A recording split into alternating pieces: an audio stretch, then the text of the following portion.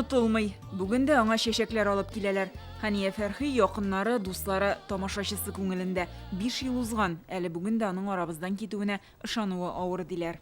Кояш бит ул безнең ягымлы, сөйкемле, яхшы. Ник шулай иртә китте, ышанасы да килми. Хава халыкка ничек суларга кирәк булса, аның җыры, аның моңнары шулай кирәк иде.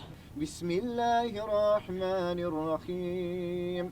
Бүген Хания Фәрхинең рухына дуга кылынды. Яңа татар зиратына якыннары, бергә эшләгән хезмәттәшләре, Күкмара, Әлмәт, Башкортстаннан дуслары килгән. Хания өчен бөтен дөньяның татар халкы, аның иҗатын яратучылар, бөтен кеше дус иде аңа. Без аның курсташлары булу белән һәрвакыт горурландык. Без аның иҗаты белән һәрвакыт танышып тордык. Сагынабыз. Җырлары көн дә җырлатабыз. Җырлары үлмәячәк. Җырларын тыңлау сайын җырлап.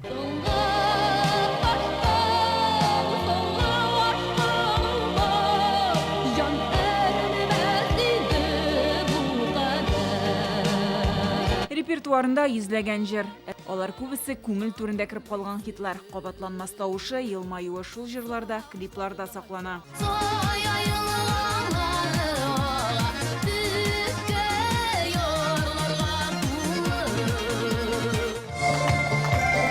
Хания Фәрхи яшәгән йортта бүген истәлек тактасы ачтылар. Җырчы монда 2005-2017 елларда гомер иткән.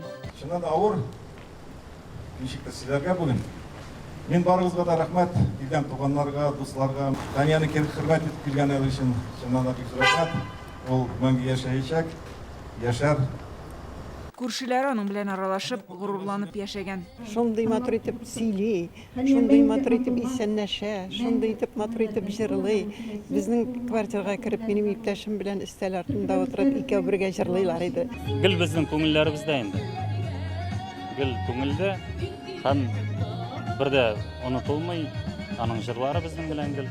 Хания Фәрхинең концерт директоры хәзер искә алу чараларының төп оештыручысы. Бүгенгесенә исә күршеләре белән берлектә әзерләнәләр.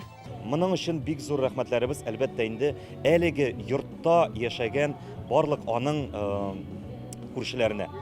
Алар бөтенләй ризалык белдереп, әйдәгез әле бергәләп моны эшлибез дип тормышка ашырдык. Татар эстрадасының примадоннасы. Бер кеше дә әлеге урынны яулый алмаячак.